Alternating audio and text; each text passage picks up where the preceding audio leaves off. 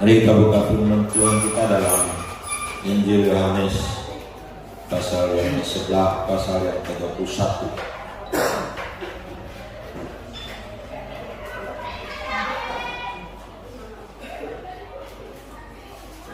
Mari kita baca ayat pertama hingga ayat yang ke-14. Baik, saudara, kita baca. Yesus menampakkan diri kepada murid-muridnya di pantai Danau Tiberias. Kemudian Yesus menampakkan dirinya lagi kepada murid-muridnya di pantai Danau Tiberias, dan ia menampakkan diri sebagai berikut.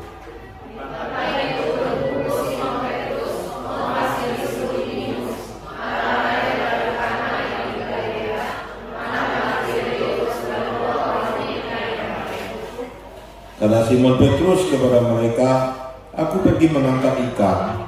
Kata mereka kepadanya, "Kami pergi juga dengan engkau." Mereka berangkat lalu naik ke perahu, tetapi malam itu mereka tidak menangkap apa-apa.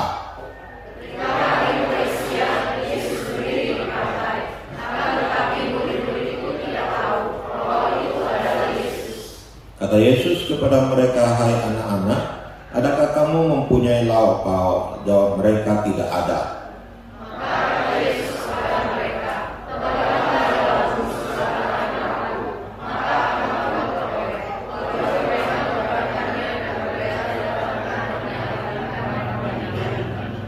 Maka murid yang dikasihi Yesus itu berkata kepada Petrus, "Itu Tuhan."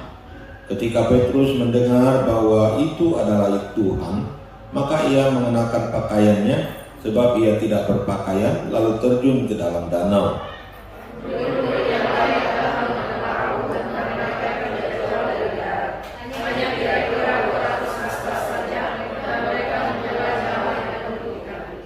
Ketika mereka tiba di darat, mereka melihat api dan arang, di atasnya ikan dan roti.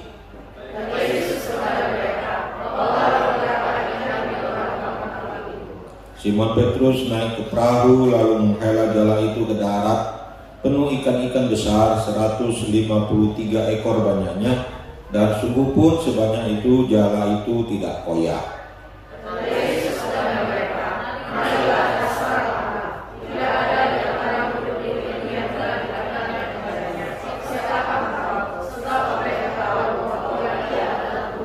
Yesus maju ke depan mengambil roti dan memberikannya kepada mereka. Demikian juga ikan itu.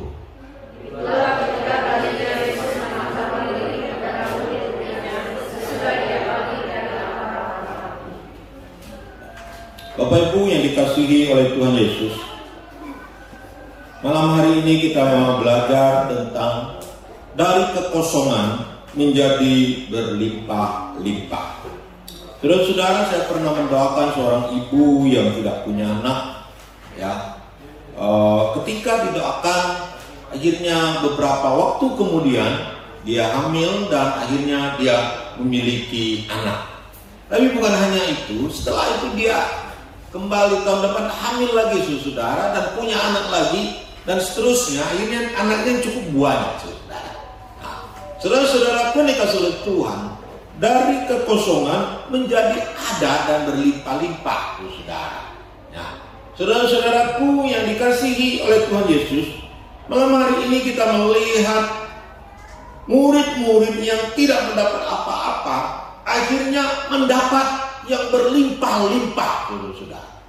Nah, saudara-saudaraku dikasihi oleh Tuhan, mari kita melihat ada 3 pendekatan untuk menjawab dari kekosongan menjadi melimpah-limpah ini. Nah, saudara-saudaraku dikasihi oleh Tuhan, kita melihat ada 3M yang mau kita pelajari pada malam hari ini.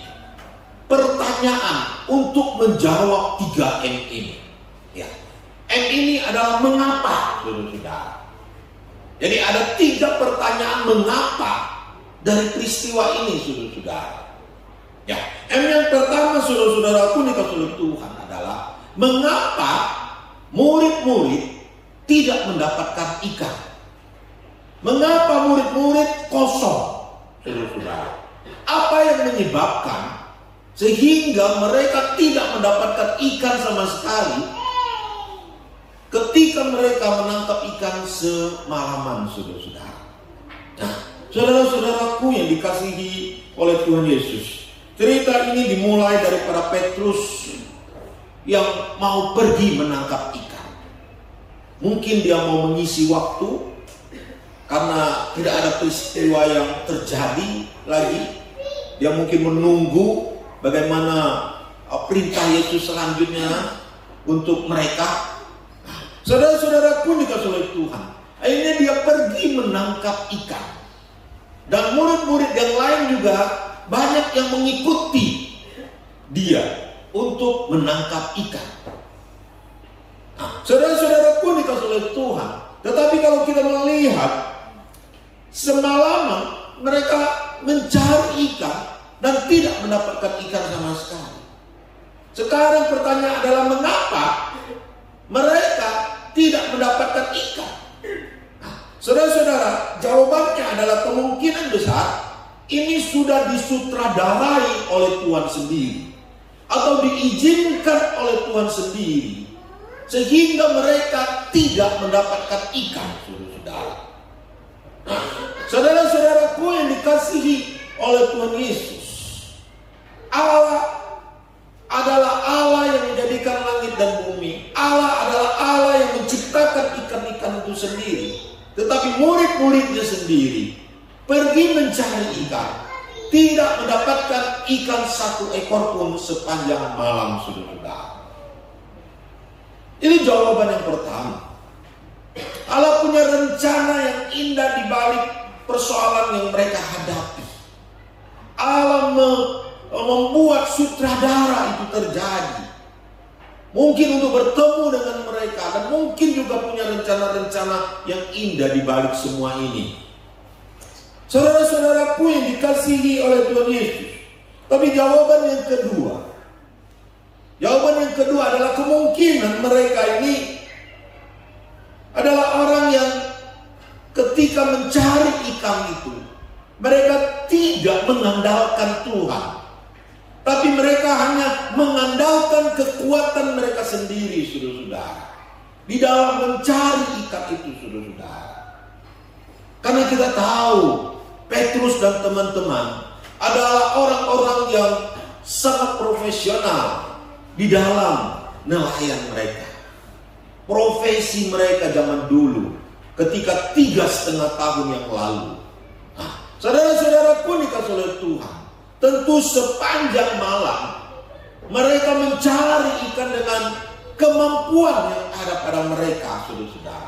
Pengalaman-pengalaman yang ada pada mereka untuk mencari ikan.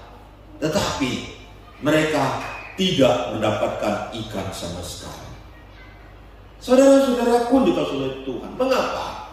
Karena mereka mengandalkan kekuatan mereka. Mereka mengandalkan pengalaman mereka. Mereka mengandalkan pikiran mereka. Mereka mengandalkan insting mereka. Mereka mengandalkan segala sesuatu yang ada pada mereka untuk mencari ikan itu, saudara-saudara. Tetapi akhirnya kosong sama sekali. Saudara-saudaraku dikasihi oleh Tuhan Yesus. Ketika sepanjang malam mencari ikan, ada 12 jam. Kalau mereka mulai dari sore jam 6 sampai siang hari jam 6 lagi, berarti ada 12 jam mereka mencari ikan. Tetapi dalam 12 jam ini mereka mencari dan mencari dan mencari, tapi mereka tidak berseru kepada Tuhan. Ketika mereka mengalami masalah ini, mereka tidak berdoa kepada Tuhan. Mereka tidak meminta Tuhan, tolong kami. Tolong kami supaya kami bisa mendapatkan ikan. Tidak ada Alkitab mencatat seperti itu. Padahal saudara-saudara, sebenarnya murid-murid ini adalah murid-murid yang sudah diajar oleh Tuhan sedemikian rupa.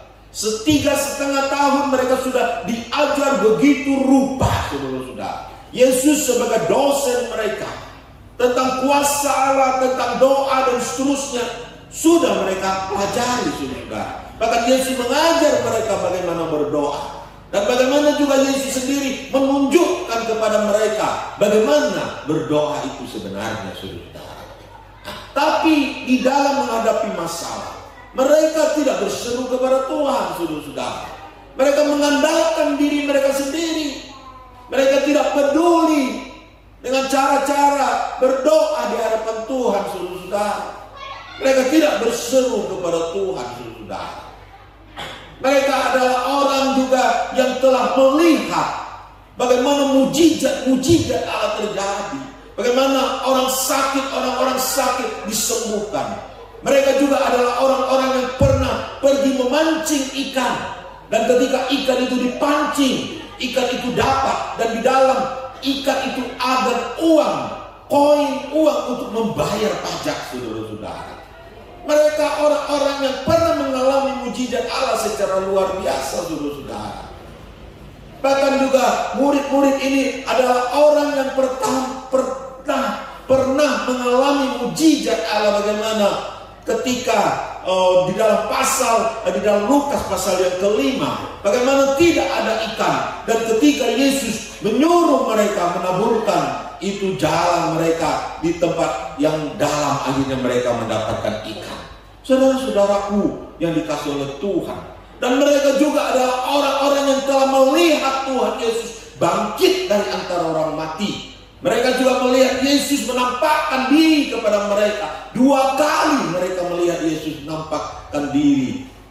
Saudara-saudaraku yang dikasihi oleh Tuhan, apalagi yang kurang, saudara-saudara, sehingga iman mereka seperti itu, saudara-saudara, sehingga mereka tidak berseru kepada Tuhan. Dari pengalaman, dari pengetahuan, dari mengalami sendiri mujizat itu, mereka juga sudah mengalaminya. Tapi saudara-saudara, sepanjang malam mereka tidak berseru kepada Tuhan. Mereka tidak meminta pertolongan Tuhan, saudara-saudara. Berarti, mengapa mereka tidak mendapatkan ikan? Karena mereka mengandalkan kekuatan mereka sendiri, saudara. Yeremia pasal 17 berbicara pada kita. Terkutuklah orang yang mengandalkan dirinya sendiri, saudara. Yang mengandalkan manusia, yang mengandalkan kekuatannya sendiri. Terkutuklah orang yang seperti itu. Yesus mau berbicara kepada mereka bahwa tanpa aku, kalian ini tidak bisa berbuat apa-apa. Inilah pesan Tuhan Yesus kepada murid-muridnya, bahwa tanpa Tuhan Yesus mereka tidak bisa berbuat apa-apa. Amin, saudara. Beri semangat dulu. Saudara-saudaraku yang dikasihi oleh Tuhan Yesus, apapun yang ada pada kita, kekuatan apapun yang ada pada kita, jika tanpa Tuhan Yesus campur tangan dalam hidup kita, kita ini bukan siapa-siapa, saudara-saudara.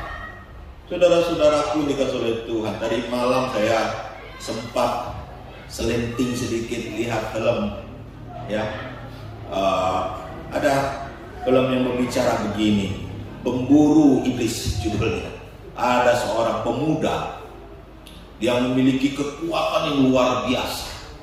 Itu dari meteor yang jatuh ke bumi, lalu meteor ini memberikan dia kekuatan. Tidak tahu kenapa waktu dia pergi, dia masih anak-anak, tiba-tiba meteor itu memancarkan cahaya, lalu memberi kekuatan kepada dia. Jadi setelah dia dewasa, dia menjadi seorang yang gagah perkasa. Dia menjadi seorang yang kebal terhadap senjata apapun juga. Bagi dia tidak masuk. Bahkan dia parang, pedang apa asal, dia seperti memutuskan kayu saja, saudara. Ya, semua panah hantam dia pun tidak bisa semuanya. Ya, seperti itu, kekuatannya luar biasa. Kalau dia tinju musuh bisa terbang ke atas ini. Ya, siluman harimau itu dia pegang itu ekornya, dia buang ke atas, saudara-saudara. Ya, singkat cerita dia begitu hebat, begitu luar biasa. Tapi satu kali Rupanya raja siluman harimau juga kuat. Akhirnya mengalahkan dia. Ya, dalam singkat cerita itu mengalahkan dia. Dan meteor itu akhirnya dikeluarkan dari tubuh dia. Jadi aura meteor itu keluar dari tubuh dia, saudara. Ya. Setelah keluar, akhirnya dia menjadi manusia biasa. Bukan lagi menjadi manusia Superman atau super kuat, saudara-saudara. Tidak lagi. Karena aura meteor itu tidak lagi bersama-sama dengan dia. Jadi tanpa meteor itu, dia bukan siapa-siapa, saudara-saudara. Tetapi terakhir, biasalah kalau film itu happy ending lah. Kalau nggak happy ending ya orang malas nontonnya kan. Nah, happy endingnya adalah akhirnya meteor itu datang lagi dan menguasai dia lagi dalam cerita itu, saudara. Nanti saudara cari sendiri lah kalau yang mau nonton. Nah, gitu kan. Nah, lalu saudara-saudara dia menjadi kuat kembali, menjadi hebat kembali, dan akhirnya singkat cerita dia akhirnya mengalahkan raja siluman harimau itu. Jadi saudara-saudara, tanpa aura meteor itu dia bukan siapa-siapa. Tidak bisa melakukan apapun juga. Tidak bisa mengalahkan musuh apapun juga. Bahkan dianiaya, dihancurkan oleh musuh ada. Saudara-saudara, tanpa Yesus kita pun bukan apa-apa. Amin. Tanpa Yesus menyertai kita, tanpa Yesus memberi kekuatan kepada kita, tanpa kekuatan dari Tuhan Yesus, kita bukan apa-apa. Amin. Beri semangat dulu untuk kita. Saudara-saudaraku yang dikasihi oleh Tuhan Yesus, inilah pesan kepada murid-murid bahwa tanpa Kristus kita bukan apa-apa. Tanpa Kristus kamu kosong adanya. Sehebat apapun engkau tetap kosong. Kemudian, mengapa mereka tidak mendapatkan apa-apa? Mungkin ini adalah sebuah warning, sebuah teguran Tuhan Yesus untuk mereka. Teguran apa? Dosa apa yang mereka perbuat saat itu? Apa kesalahan mereka? Apakah pergi menjadi seorang nelayan itu dosa? Apakah pergi menangkap ikan itu adalah dosa? Ya, kalau dosa, Pak Angwan paling banyak dosanya. Ya, karena dulu dia nelayan. Dia kan menjadi nelayan, menangkap ikan itu bukan sebuah dosa, saudara-saudara. Tetapi yang jadi persoalannya adalah di sini, mereka dulu ini adalah nelayan profesional, lalu dipanggil oleh Tuhan untuk menjadi penjala manusia. Jadi sekarang tugas mereka itu bukan jadi nelayan lagi. Tugas mereka adalah membawa Injil Tuhan Yesus ke dunia. Dan ketika mereka pergi menangkap ikan, apakah itu juga sebuah kesalahan? Mungkin ini hanya sebuah peringatan saja, supaya mereka jangan terlalu dalam lagi. Karena biasa kalau orang itu berhasil, mereka akan, keberhasilan itu akan mengikat dia. Misalnya saudara menjadi seorang, ya misalnya contoh lah paling gampang, misalnya kita pergi menjala ikan, lalu dapat ikan banyak, pasti kita pikir besok pergi lagi, nanti dapat lagi kan, besok pergi lagi dapat lagi, banyak lagi, ya kan? Lama-lama kembalilah hati ini untuk menjadi penjala ikan lagi seperti Petrus. Saudara-saudaraku yang dikasihi oleh Tuhan Yesus, keberhasilan itu dari sisi negatif kadang-kadang mengikat hati orang. Saudara-saudaraku yang dikasihi oleh Tuhan, Di sini pesannya, di sini adalah Allah ingin memberikan pesan kepada mereka, jangan terlalu dalam lagi. Ini ada peringatan untuk kalian, supaya kalian ini balik lagi. Jangan teruskan terlalu dalam. Ini hanya sebuah peringatan saja bagi mereka. Karena apa? Petrus dan teman-teman dulu pernah mengalami tidak dapat ikan. Tetapi gara-gara tidak dapat ikan, mereka menjadi percaya Tuhan Yesus, menjadi murid-murid Yesus. Gitu. Sekarang peristiwa ini terbalik. Peristiwa ini terbalik adalah dengan tidak dapat ikan, supaya Yesus mengingatkan mereka bahwa mereka dulu ini, kamu ini dulu ini gak percaya saya loh. Dulu ini kami bukan murid saya loh. Sekarang peristiwa yang sama terjadi, supaya kalian diingatkan tugas dan tanggung jawab mereka. Amin. Supaya mereka tidak melalaikan tugas dan panggilan mereka.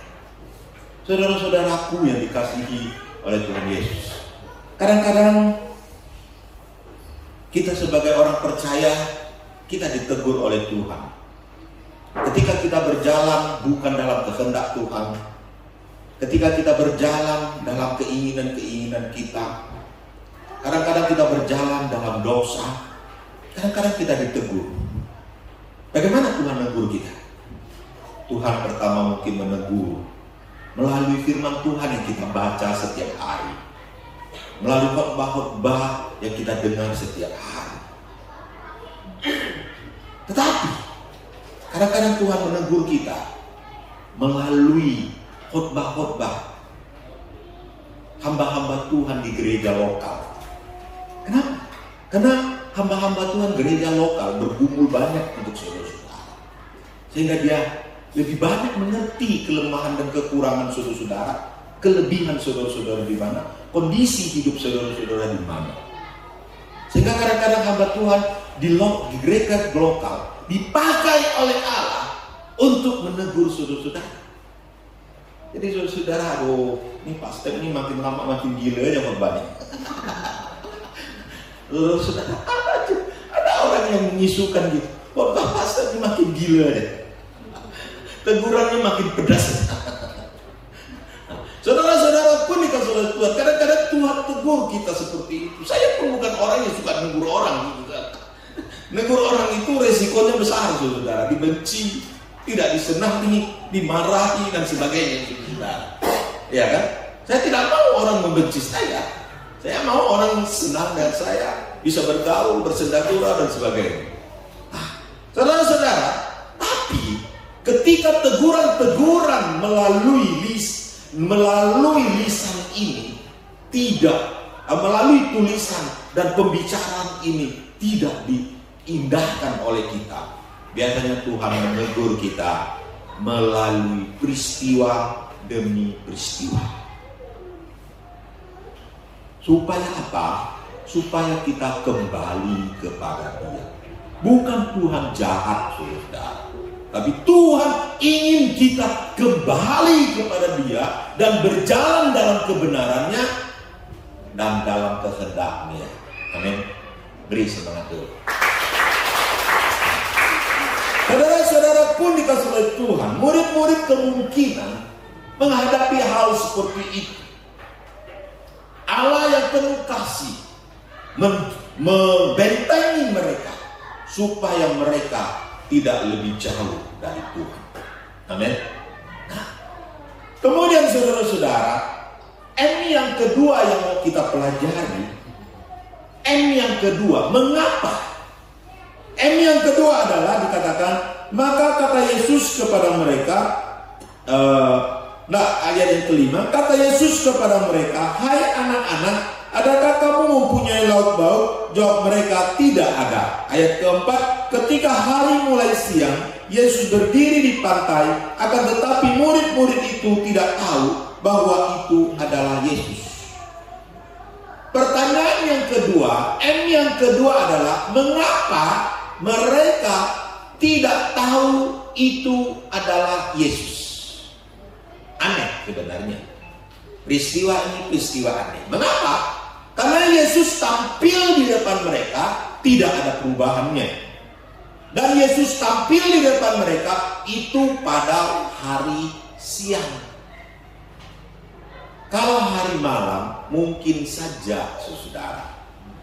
Ya, kalau malam mungkin ketika kita lihat, oh ini kayak pahala ya, tapi mungkin bukan juga. Ya karena malam kan. Tapi kalau siang nggak bisa, jelas sekali. Tapi kalau malam, apalagi di tempat yang remang-remang, ya kemarin kami pergi ke Pulau Dato itu banyak tempat remang-remang. Ya, entah gelap entah malam gelap atau terang. Karena lampunya terang, gelap. Jadi nggak tahu itu si siapa di situ. Gitu. Tapi kalau terang sudah siang bisa lihat dengan jelas. Tetapi kalau murid-murid nggak tahu ya. Aneh, saudara-saudara. Kemudian kita juga tahu apakah jaraknya jauh? Tidak juga. Tidak juga jauh. Mengapa tidak jauh? Karena ketika Tuhan Yesus bertanya, "Hai anak-anak, adakah kamu punya lauk?" Mereka jawab, "Tidak ada." Berarti suara Yesus sampai kepada mereka. Kalau suara Yesus sampai kepada mereka dan suara mereka sampai kepada Yesus, berarti jaraknya nggak terlalu jauh. Mungkin kalau saudara-saudara berdiri di tepi jalan sana, saya teriak, "Tino!" mungkin masih kedengaran. Tapi kalau jauh lagi nggak bisa kedengaran lagi. Ya, saudara-saudara pun dikasih oleh Tuhan. Berarti jarak mereka tidak terlalu jauh. Alkitab sudah mengatakan berapa hasta itu saja. Kemudian saudara-saudara, selain Yesus menampakkan diri, Yesus juga ngomong, berbicara. Ya biasanya kalau kita angkat telepon orang, ketika kita dengar suara orang itu kita sudah tahu. Oh ini Pak Kau. Oh ini Pak Abun. Oh ini Bu Alay. Oh ini Bu Ruth. Sudah tahu. Karena hanya mendengar dari suara. Karena ada warna suara. Nah, saudara-saudaraku dikasih oleh Tuhan. Saya yakin Tuhan tidak mengubah warna suara dan sebagainya.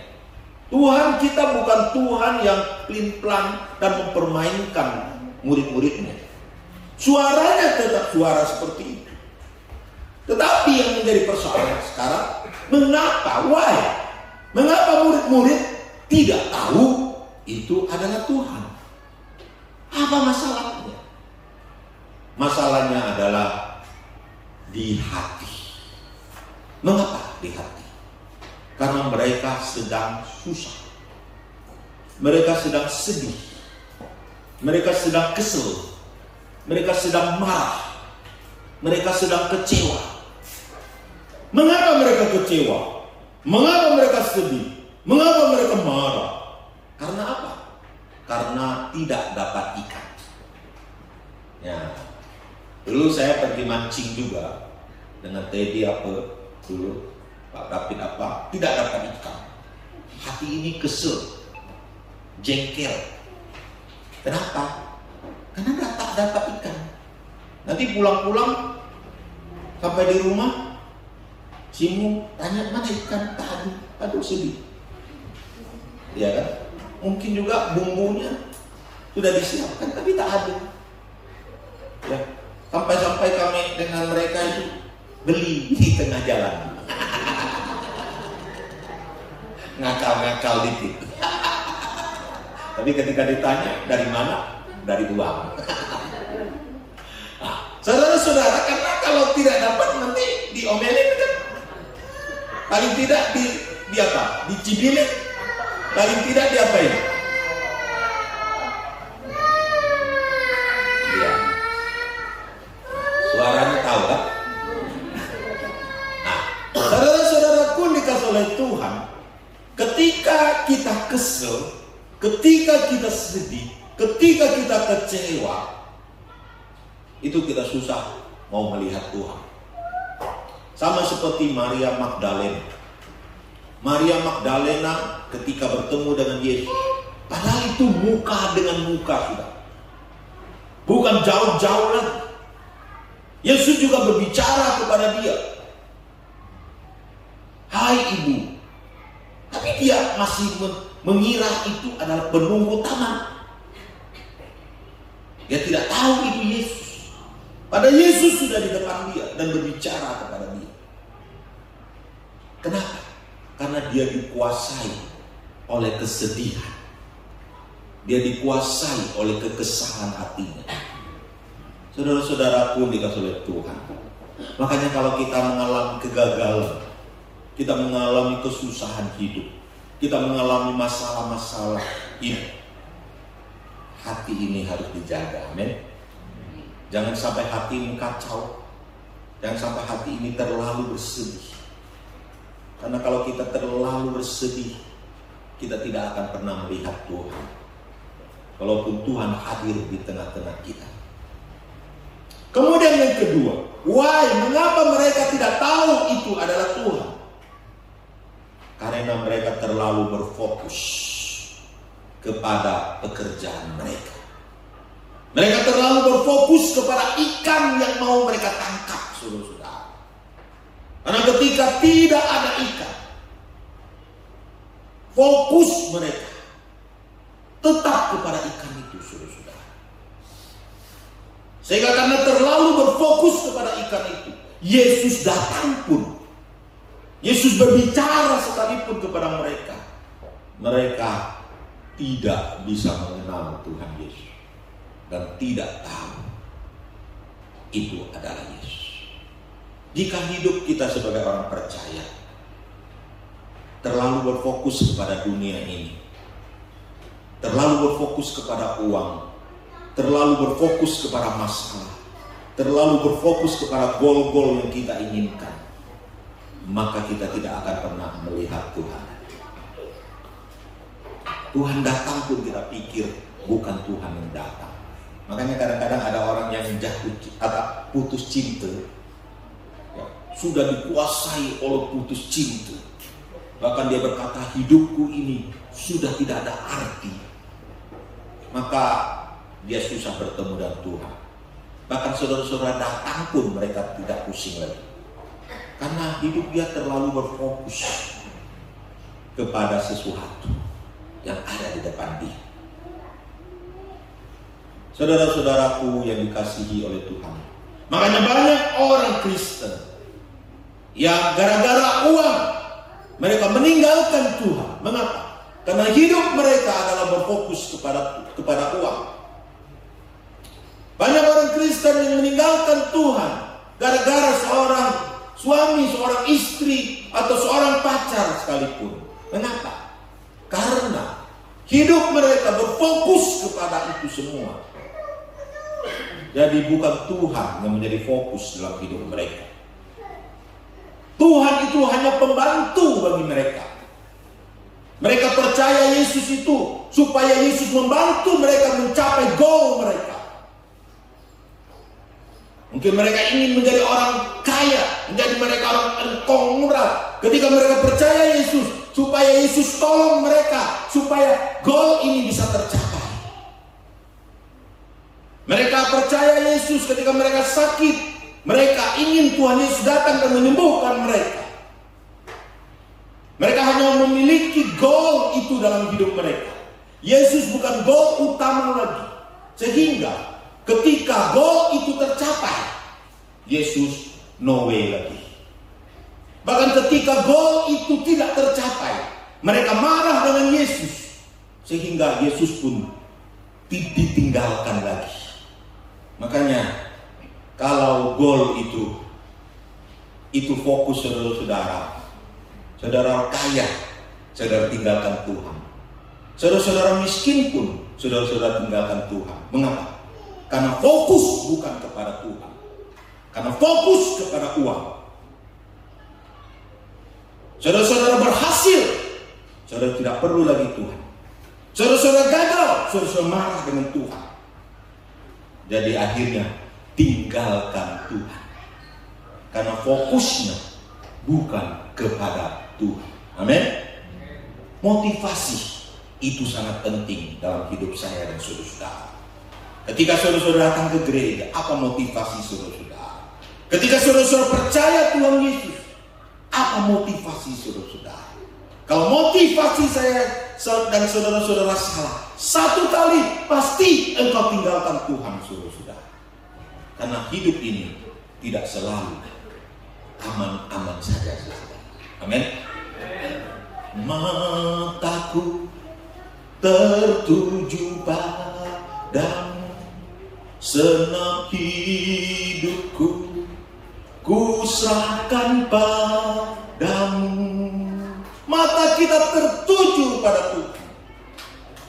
Fokus hidup kita adalah kepada Tuhan. Yang terutama di dalam hidup ini, meninggikan nama Yesus. Yang terutama di dalam hidup ini, meninggikan namanya. Apakah itu menjadi fokus dalam kehidupan saya dan saudara-saudara? Kalau itu menjadi fokus bagi saya dan saudara-saudara, apapun goncangan hidup ini, kita tidak akan tinggalkan Tuhan. Amin. Berhasilkah, gagalkah, susahkah, sakitkah, kematiankah, atau apapun juga, tidak akan pernah menggoncangkan kita. Karena fokus kita adalah kepada Tuhan, bukan kepada sesuatu yang ada di dalam dunia ini. Kaya kah, miskin kah, kita tetap ikut Tuhan. Karena fokus kita kepada Tuhan. Carilah dahulu kerajaan Allah dan kebenarannya, maka semuanya itu ditambahkan kepada. Fokus kita yang terutama dalam hidup ini adalah kepada Tuhan. Beri semangat. Saudara-saudaraku yang dikasihi oleh Tuhan Yesus, mengapa mereka tidak tahu itu adalah Yesus? Karena hidup mereka terlalu berfokus kepada apa yang mereka sedang cari saat itu, yaitu ikan. Kemudian M yang ketiga yang mau kita pelajari adalah mengapa mereka mendapat ikan? Mengapa mereka sampai bisa mendapatkan ikan? Kita baca itu. Dikatakan ayat yang ke-6. Maka kata Yesus kepada mereka, tebarkanlah jalanmu di sebelah kanan perahu. Maka kamu akan memperoleh. Lalu mereka menebarkan dan mereka tidak dapat menariknya lagi karena banyaknya ikan. Mengapa? Mengapa mereka bisa mendapatkan ikan yang banyak? Karena mereka menjalankan firman Tuhan. Amin. Karena mereka menjalankan firman Tuhan. Walaupun saudara-saudaraku dikasih oleh Tuhan, mereka tidak tahu itu Yesus. Tetapi karena firman sudah diucapkan oleh Tuhan, dan Alkitab berkata, setiap firman yang keluar dari mulut Allah tidak akan sia-sia. Dia akan menjalankan tugasnya sampai selesai. Firman itu ya dan amin, saudara-saudara. Firman itu penuh kuasa, saudara-saudara. Firman itu seperti pedang bermata dua, yang menjadikan langit dan bumi ini adalah firman, saudara-saudara. Amin. Firman itu penuh kuasa. Dan ketika firman itu berkata, tebarkanlah jalanmu di sebelah kananmu itu, maka kamu akan mendapat. Siapapun yang melakukannya, maka dia akan mendapat. Amin. Amin, saudara. Saudara-saudaraku dikatakan oleh Tuhan, firman itu kuat, saudara-saudara. Firman itu ajaib, saudara-saudara. Mereka menjalankan firman Tuhan itu. Saudara-saudaraku yang dikasihi oleh Tuhan Yesus, bagaimana kita menghargai firman? Bagaimana kita menjalankan firman dalam hidup kita? Ketika mereka menjalankan firman, walaupun mereka tidak tahu itu adalah firman, tidak tahu itu adalah Yesus yang berbicara, tapi mereka menjalankannya. Mungkin seperti orang bodoh saja, ya, karena mungkin mereka sudah terlalu terobsesi. Lalu siapapun yang memberi nasihat, mereka pun ikut sudah. Coba. Tapi karena itu adalah firman, maka firman itu akan jadi. Amin.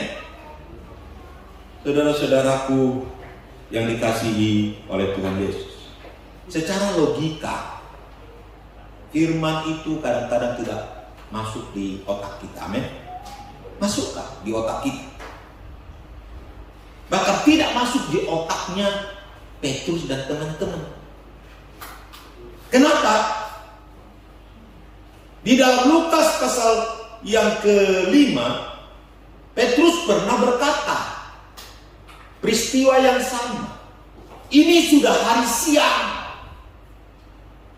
tetapi karena engkau yang menyuruh kami menebarkan jala, maka kami tebarkan. Pasti prinsip ini tetap ada pada Petrus sebagai seorang nelayan profesional. Nelayan profesional berkata, hari sudah siang, tidak mungkin dapat ikan di situ. Nggak mungkin. No way. Impossible untuk bisa dapat ikan. Hari malam saja tidak dapat, apalagi siang. Dan daerah itu juga mungkin sudah mereka pernah jala di situ. Masa mau jala lagi di situ? Tadi saja di jala tak ada, malam di jala saja tak ada, masa siang di jala ada? Enggak masuk di akal lagi. Tetapi saudara-saudara, firman tidak bisa diukur dengan akal saya dan saudara-saudara. Firman itu lebih hebat dari akal kita. Amin. Kita nggak bisa menyelami firman itu secara apa ya? Secara full. Karena kita begitu lemah. Yesaya berkata pasal 40, nanti kita mungkin akan khotbah. Dikatakan seluruh dunia ini manusia yang berjumlah 7,8 miliar ini sekarang itu hanya sebutir debu. Saudara-saudara bisa masuk di akal. Kalau sebutir debu, kita ini siapa? Seperti setitik air dalam timba. Lalu kita bagian mana?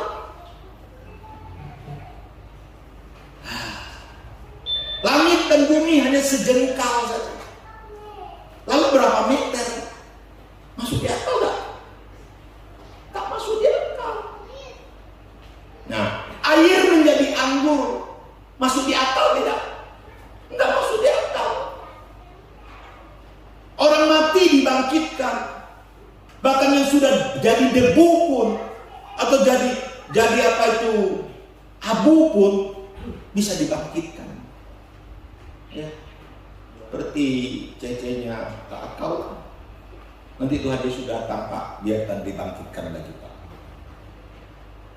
Nggak usah terlalu pusing. Kremasi, Tuhan pun sanggup membangkitkan dia. Amin. Logika enggak logika. Tetapi apa yang tidak logika, itulah yang terjadi. Karena apa? Mereka melakukan firman Tuhan, walaupun firman Tuhan itu tidak masuk di akal. Amin. Makanya saudara-saudara, kita sebagai orang percaya, jangan cari firman Tuhan yang gampang-gampangan deh. Cari yang gampang-gampang. Oh, kalau yang baik-baik dapat berkat udah. Oh, tapi kalau yang susah-susah nggak usah dilakukan. Ya, masuk di akal nggak? Orang tampar pipi kanan kasih pipi kiri, nggak masuk akal lah. Iya kan? Tampar kaki kanan kasih kan ini kan? Janganlah kasih, kan? Nggak masuk di akal kan? Mengalah itu tak masuk di akal ya.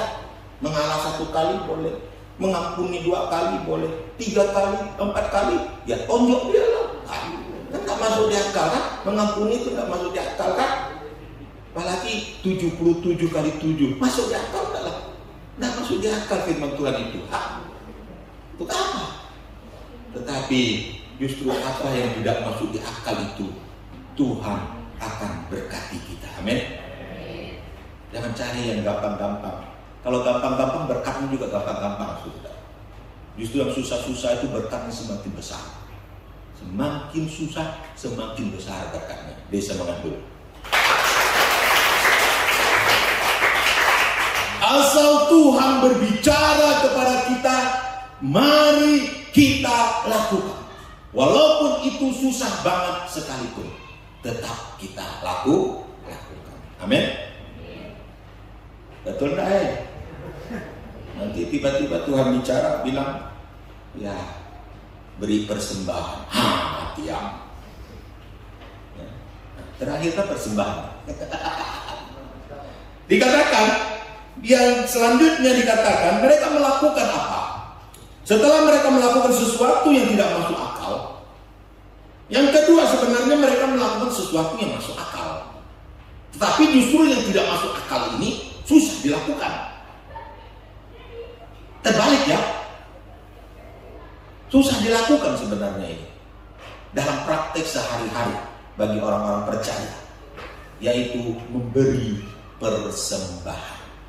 Nah, kita lihat di situ bagaimana kata Yesus kepada mereka, bawalah beberapa ikan yang baru kamu tangkap. Nah, saudara-saudara, sebenarnya di situ ketika mereka naik ke perahu atau ke darat, di situ sudah ada apa? Ketika ayat 9, ketika mereka tiba di darat, mereka melihat apa? Api, arang, dan di atasnya ada apa? Ikan dan roti. Berarti sudah lengkap. Ada ikan dan roti.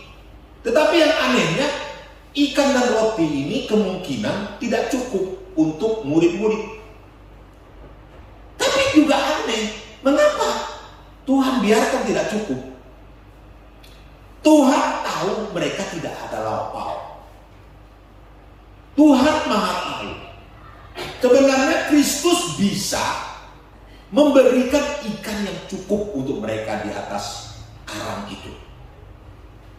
Sebenarnya bisa. Bukan tidak bisa. Tetapi kenapa Tuhan sengaja menyuruh mereka membawa beberapa ekor ikan yang mereka tangkap itu? Untuk apa?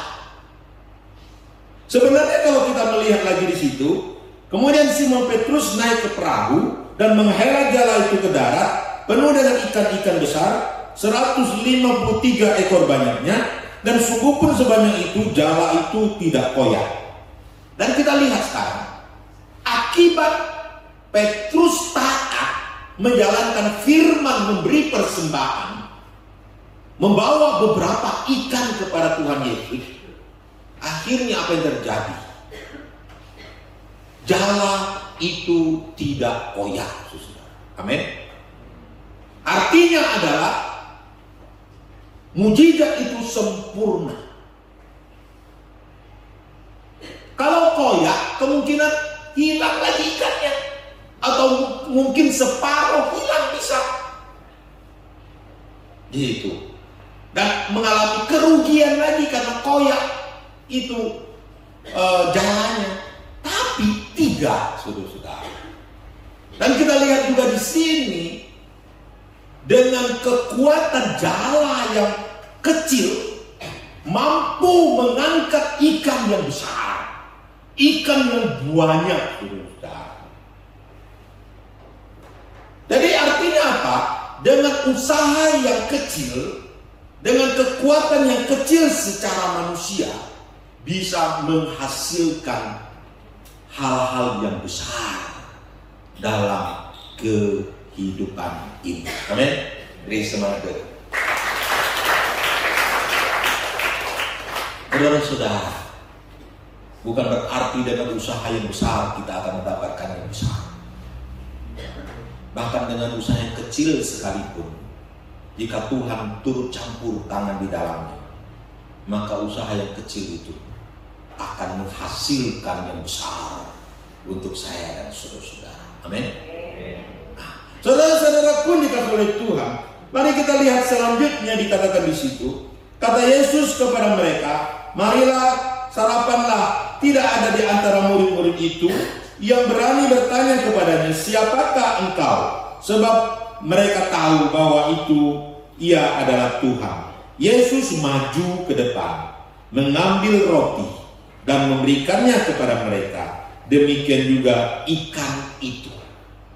Saudara-saudara, ada kata ikan itu di situ. Berarti ikan itu adalah ikan yang dibawa oleh Petrus. Beberapa ikan itu dibawa oleh Petrus, lalu dipanggang oleh Yesus, lalu Yesus memberikan kepada mereka balik. Nah, jadi sekarang gimana? Persembahan itu untuk Tuhan atau untuk mereka? Untuk mereka. Saudara-saudaraku dikasih oleh Tuhan, sebenarnya persembahan itu, kalau kita melihat dalam Alkitab berkata apa? Barang siapa menabur, dia akan menuai. Biasa kita menabur itu bibitnya banyak atau sedikit. Biasanya kita misalnya satu berapa biji ditaruh itu padi, dia tumbuhnya jadi buahnya. Kemudian Alkitab sesuai dengan Alkitab berkata, apa yang engkau korbankan untuk aku, engkau akan memperoleh kembali berapa kali lipat? 100 kali lipat, saudara-saudara. Itu mereka memberikan ikan, dan ikan itu dibalikkan kepada mereka. Jadi persembahan itu dibalikkan kepada mereka. Jadi kadang-kadang kita ini sebagai anak Tuhan ini salah prinsip kita. Ketika kita memberi persembahan kepada Tuhan, kita pikir ini untuk Tuhan.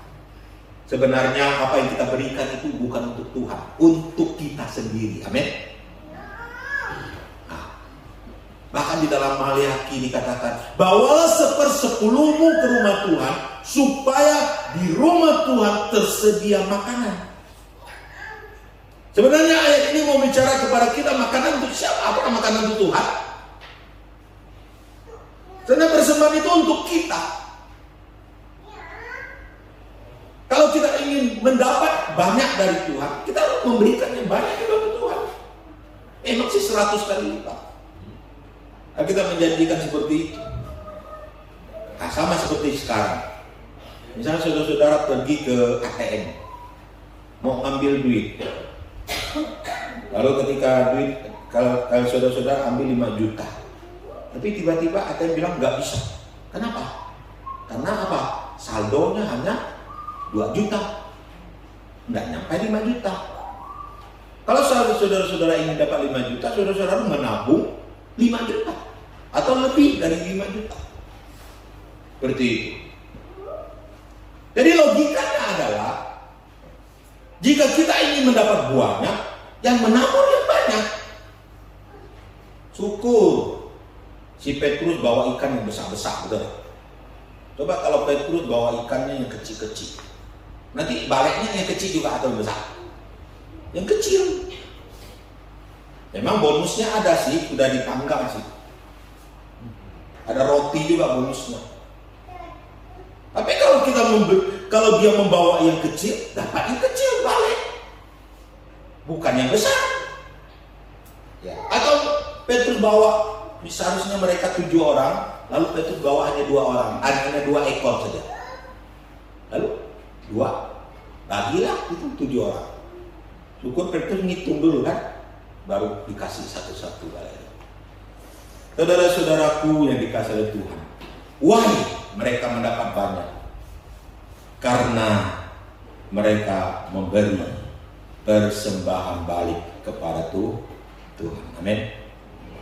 Tapi orang-orang percaya kadang-kadang susah dalam hal ini. Mengapa? Why? Mengapa orang susah dalam memberi persembahan? Karena mereka menganggap itu hasil kerja mereka. Saya yang bekerja kok, Pak. Saya cari duit setengah mati kok. Saya jaga toko dari pagi sampai malam kok. Saya yang ngumpulin modal dari sen demi sen kok. Kalau saya tidak bekerja, uang itu tidak akan datang kok. Kita berpikir seperti itu. Kita lihat Yesus yang menyuruh mereka menebarkan jala, lalu dapat. Siapa yang beri ikan? Saya mau tanya dulu sekarang. Siapa yang memberi ikan sama mereka? Yesus. Betul? Yesus yang memberikan. Betul. Walaupun mereka bekerja keras, apakah mereka dapat ikan? Tidak. Kalau Yesus tidak izinkan mereka dapat ikan, apakah mereka dapat ikan? Tidak. Walaupun mereka jalan di situ, kalau Yesus tidak buat mujizat di situ, apakah mereka dapat ikan? Tidak. Tidak akan dapat. Kadang-kadang orang-orang di luar sana, makyu sana, ya, lebih daripada kita. Mereka mengatakan apa? Pak, ini rezeki dari Tuhan. Rezeki dari siapa? Dari Tuhan, betul? Tapi biasanya kalau sudah sampai ke tangan kita, kita pikir itu milik kita, betul lah? Ketika memberi persembahan, mau beri persembahan, ini yang kecil-kecil.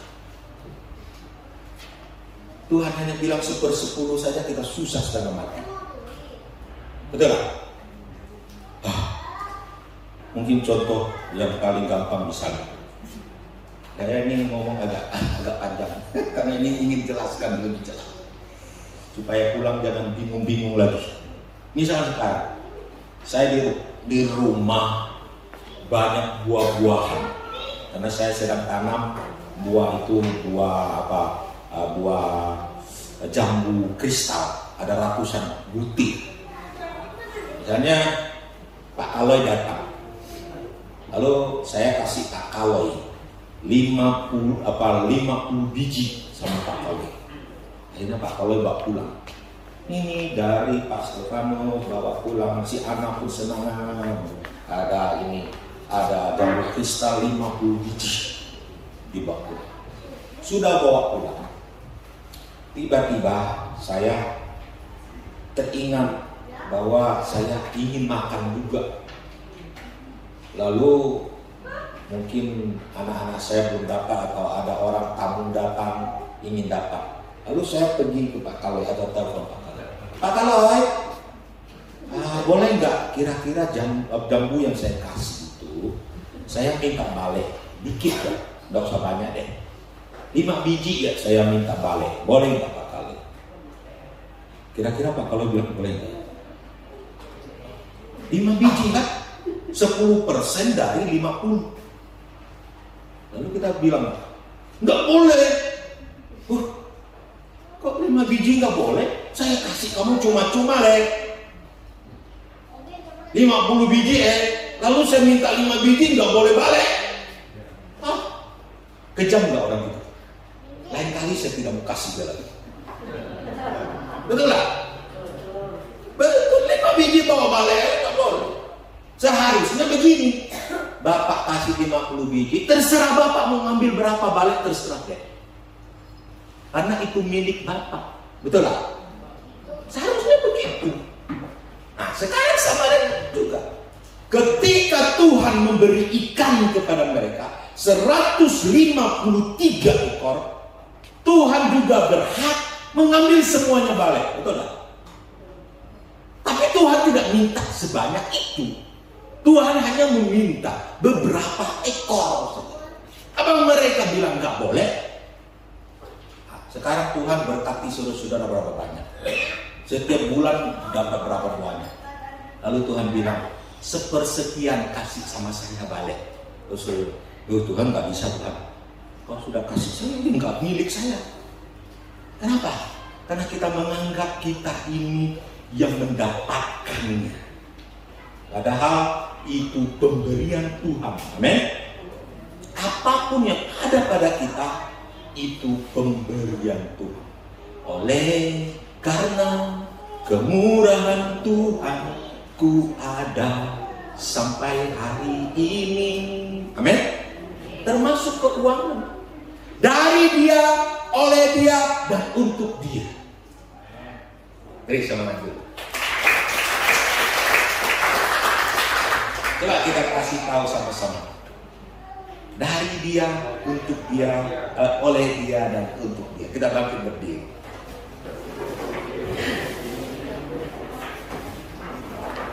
Kita angkat tangan kita. Dari Dia, oleh Dia, untuk Dia. Amin. Uang itu dari Dia, kesehatan itu dari Dia, masa depan itu dari Dia, pekerjaan itu dari Dia, nafas itu dari Dia, dan oleh Dia, karena dikerjakan oleh Dia, dan akhirnya semua juga untuk Dia. Amin. Kalau tanpa Kristus kita tidak